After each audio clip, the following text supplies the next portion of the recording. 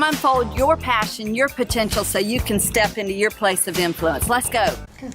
So we've been having a lot of fun together, and I just love meeting with you, Megan, and kind of looking at where you have been and where you want to go. And that is how, hopefully I have been a good friend in trying to help you through that process. So what I want to do is kind of just lean in, and I'd like for you guys to lean in with us, and let's discuss a topic that I think is really relevant to moving us to the future, helping us to focus on the future, and that's vision.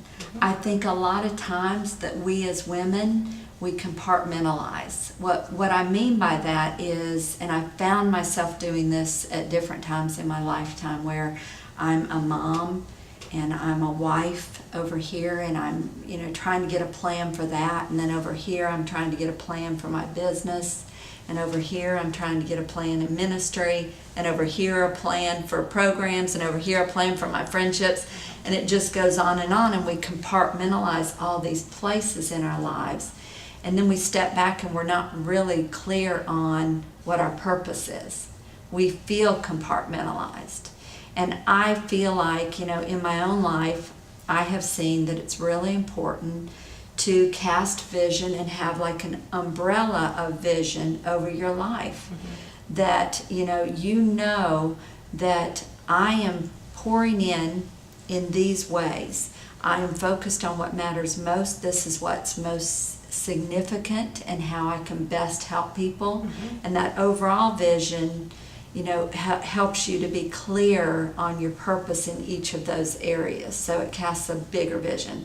Right. For example, when I began to develop a vision statement, I knew from looking where I've been, which I think you've got to do, and then looking at where you are, and then looking at where you're going, I had to look at some patterns. And whenever I sat down with someone, I loved to get to a point where they grew, mm-hmm. Where mm-hmm. we were talking about growth.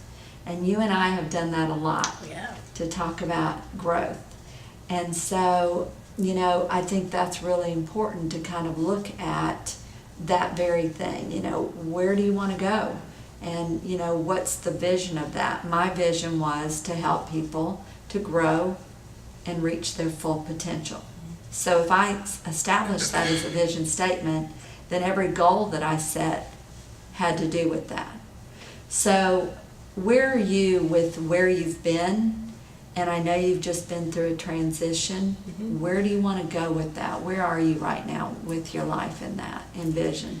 Well, it's funny because you say the compartmentalizing thing, mm-hmm. and I'm bad to do that, really bad to do that. And I've shared with you some of that before, mm-hmm. in that I feel like there's areas where I need to focus on my marriage, and I have areas where I don't spend enough time with my family, and it bothers me. And so then I spend too much time at work, and then all of a sudden I feel that God's calling me to do something that I wasn't really necessarily expecting, mm-hmm. and so then there's that. And so I got to a point where I was trying to carve out time in my schedule, or trying to carve out each day, what can I do to be sure that I'm doing what I need to in my marriage, and what can I be sure to do in my family, and thinking. I was trying to plan a day out and going, there's just not enough time in a day to even try to think about making a change or doing something differently. It's just trying to live day to day. So I got to a point, through some of the conversations you and I had, thank mm-hmm. you,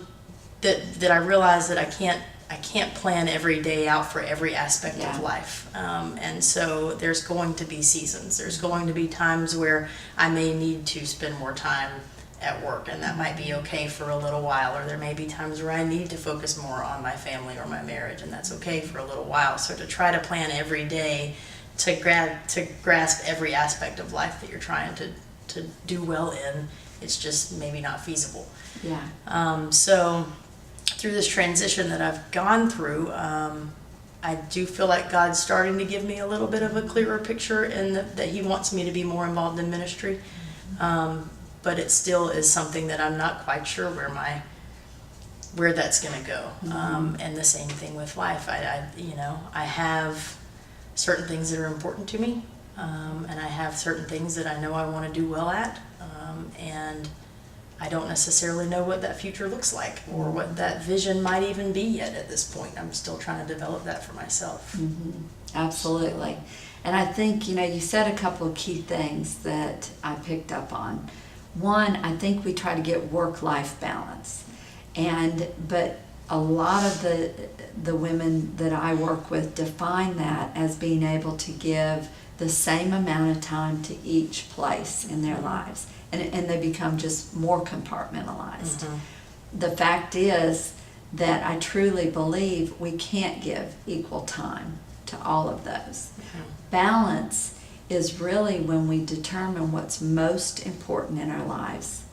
We set the priorities that line up with an overall vision and what is most important in our lives. Those are like life accounts that we're constantly, feeding. And we determine in those priorities, that our family is going to get more time than our work. And when we become clear with that, then in those critical moments, we can make the right decisions. But that's what a life plan is. That's what vision is establishing, for ourselves where we're strongest, where we feel that we can make the most impact, and then developing goals that allow us to reach that, that align with that vision. Our tasks will follow those goals, and then we'll put it on a timeline. And we'll see that overall vision is that driving force behind all of the rest of it. But instead we let the tasks kind of control us, don't we? Absolutely, yes. And we're trying to give balance to all these places, and we lose sight of what's really important. We lose sight of the overall vision. And that's why we constantly, just like a car has to be aligned, constantly come back to that vision of, where are we, where are those built-in strengths of ours? Where are the patterns in our life? Where are the things that, God has already built in those experiences that have shaped us and brought us to now? And we look at all of those things and all of those pieces to the puzzle, and we begin that reflection of where we've been, and then we look at where we are now in the barometer of health in our relationships. And, we look at and get really, really honest with the obstacles that are getting in our way. That's the current reality. And then we focus on where we're going. And that future vision is critical. I was reading just the other day, keeping your eye on the future is essential for making the most of today. And he went on to say, you get what you focus on. What we see ahead impacts the actions we take right now. How we live is directly connected to what we see. And so the actions, the follow-through, whether we're continuing on the path that we want, is in direct alignment with the vision.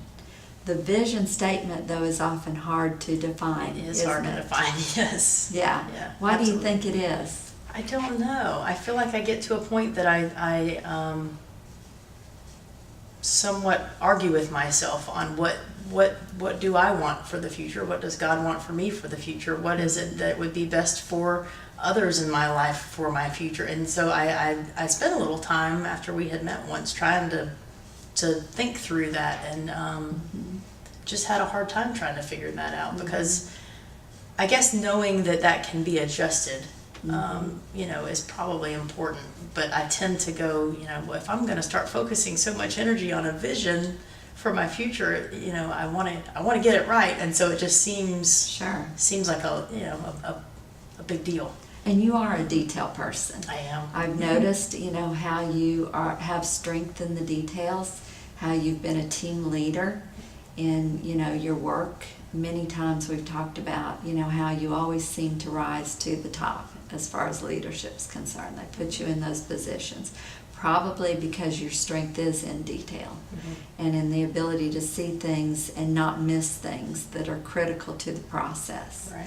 And so, but you also, on top of that, have a real servant's heart, because I've seen your mission direction, I've seen your ministry direction and the desire to make an impact, to make a difference. But I think those built-in strengths will play out in the areas of ministry. I think if you take all those puzzles, you'll see that when you are in any given situation, you usually operate out of some strength. You usually operate out of a place where you're most comfortable. And because of it, you've been making impact. That same vision is going to apply in ministry. God will join the two together, where the strengths that you've been strong in and the experiences that have made you who you are, what He wants for us and the direction which we all have a part of that Great Commission. It's just where in the peace, where in the kingdom are we? Right. And He's joining all these pieces. It's our clarity in seeing them and putting the pieces together. And perhaps as we move on, you know, all of these things that you've talked about are the same questions that everyone has. So as we move on together, we can bring clarity to those things and establish that vision that will, you know, really lean in and make an impact in all those areas. Does that sound good to you? Sounds awesome. Okay, great. Thank you. All right, thank you.